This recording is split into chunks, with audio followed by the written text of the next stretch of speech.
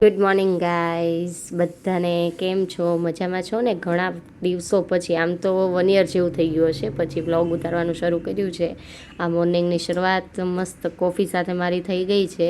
નીરવને સ્વરા બંને સૂતા છે. આ સ્વરાની સ્ટાઇલ છે અનેરી સુવાની, અને ખોળામાં લીધા પછી એનું ઇન્સ્ટન્ટ જાગવાનું તો કોઈ પોસિબલ જ નથી. તેને નવડાવીને એકદમ ફ્રેશ મૂડમાં લાવવાની કોશિશ તો કરું છું, પણ એ તરત તો આવશે નહીં. અને આ સ્વરા સ્કૂલ માટે રેડી થઈ ગઈ છે. અને સવારમાં દાદા ગાજરનો હલવો બનાવવાનો છે, એટલે ગાજર ખમણે છે. અને સ્વરા એની સાથે ચોકલેટની મોટી ડિસ્કશન કરે છે.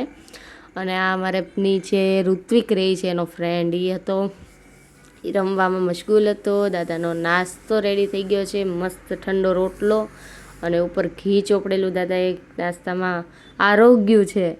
અને એ પછી તો મારે રૂટીન કામ માટે શરૂઆત થઈ ગઈ છે. કપડાં સૂકવવાના. નીરવ જાગી ગયા છે, તેની મોર્નિંગ મસ્ત કરી નાખી છે. અને હું રેડી થવાની ઇન્સ્ટન્ટ તૈયારી કરી રહી છું કે જલ્દી રેડી થાવ અને ફટાફટ કામે વળગી જઈએ, કારણ કે કામનો સ્ટોક ફૂલ પડેલો છે. અને તમે લોકો કઈ રીતે પોતાનું કામ મેનેજ કરો છો તે પ્લીઝ મને કમેન્ટમાં જણાવજો. કે આ જ રીતે બધાની મોર્નિંગ હોય છે કે થોડું ઘણું જે ડિફરન્ટ હોય છે તે જણાવજો. અને મોર્નિંગ રૂટિનમાં મારે વિકો ટર્મેરિકનો જે ફેસ ક્રીમ આવે છે એ લગાડવા માટે જોઈએ, જેનાથી સ્કિન એકદમ સોફ્ટ થઈ જાય છે. મશીનમાં ચેક કર્યું તો બધા કપડાં ધોવાઈ ગયા છે. હમણાં કપડાં થોડાક સૂકવીશ, ત્યાં નીરવ પાછા ચા પીવા માટે બોલાવશે. એક કપડાં સૂકવવામાં મારે મિનિમમ 3 થી 4 બ્રેક તો નોર્મલ છે, કે એટલી વારમાં કોકે મને સાથ પાડ્યો હોય અને જવું પડે છે. તો તમારે લોકોને રૂટીન કામમાં કેટલા બ્રેક પડે છે?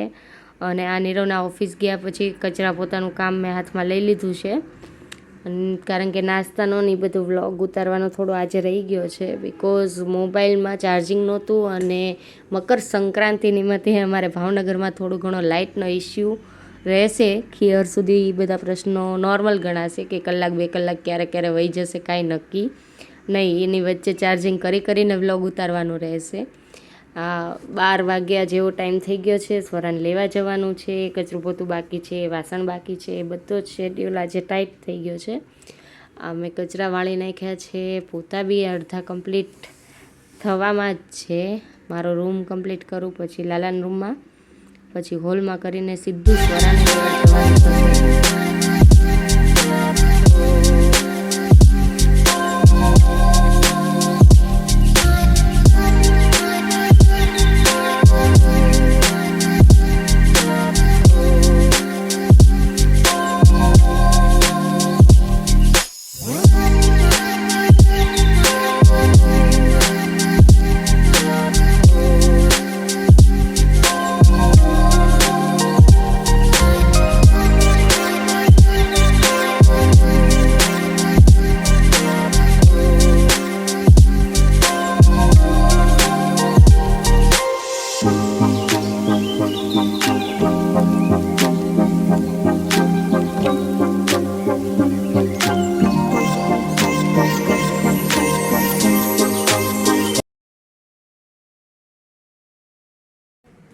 અને આ મારું પોતું એકદમ કમ્પ્લીટ પાર્કિંગમાં આવી ગઈ છું. સ્વરાને લેવા જવાનો એક્ઝેક્ટ 12 વાગ્યાનો ટાઈમ થઈ ગયો હતો આજે તો, પણ ત્યાં પહોંચ્યા તો બધા છોકરાઓ લાઈનમાં આવતા હતા એટલે વાંધો ન આવ્યો. નહીંતર બાળક રડવા માંડે કે કેમ એના મમ્મી નથી આવ્યા. સ્વરા બહાર આવી ગઈ છે. અને સ્વરા તમને બધાને હાય કહે છે. કેટલાને સ્વરાની યુનિફોર્મનો પોઝ ગમે છે પ્લીઝ કમેન્ટમાં જણાવજો. લીપે પહોંચી ગયા છીએ. ઘરે રોટલી, વાસણ ઉટકવાના 2 કામ શેડ્યુલના બાકી રહી ગયા છે, એટલે સ્વરા સાથે વાતો કરતાં એ બંને કામ પતાવવાના છે. અને સ્વરાને હોમવર્ક કરવાનું કીધું છે, પણ હવે કરે તો એના નસીબ, કારણ કે મૂડ ઉપર છે અમારે. સ્વરાને તો મૂડમાં હોય તો બધું હોમવર્ક કરી નાખશે, અને મૂડમાં ન હોય તો 2 દિવસ સુધી નથી થતું. કંઈ પણ કહો, પણ થોડીક ટીચરની બીક છે એટલે વાંધો નથી આવતો. અને રાતના જમવાનો શેડ્યુલ નક્કી થઈ રહ્યો છે અમારે સાસુ બહુ વચ્ચે, કે રાત્રે શું બનાવશું, કારણ કે અત્યારે તો શિયાળામાં આઈ થિંક બધાના ઘરે આ પ્રશ્ન તો કોમન રહેવાનો જ છે કે શું દરરોજ અલગ વેરાયટી દેશું. શાક પણ ખૂબ જ સરસ માર્કેટમાં બધા આવી રહ્યા છે. અને તમે આજના મેનુમાં શું બનાવ્યું છે? અને સ્વરા મારી સાથે શોખ્સ ડિસ્કસ કરે છે કે હું સાન્તા ક્લોઝ બની ગઈ છું, હાથના અને પગના મોજા પહેરીને. ને મને દેખાડવા આવી હતી કે આપણે બેને સેમ ફિટ છે મમ્મા, અને હોમવર્ક લેવા ગઈ છે અને હમણાં એનું હોમવર્ક કરવા. અને રૂમમાં ખબર નહીં ચોપડાની સાથે શું શું લઈને આવશે, અને પાછું હજી તો ઘર ચોખ્ખું કર્યું છે અને પાછું ક્યાં બગાડશે એનું નક્કી નહીં.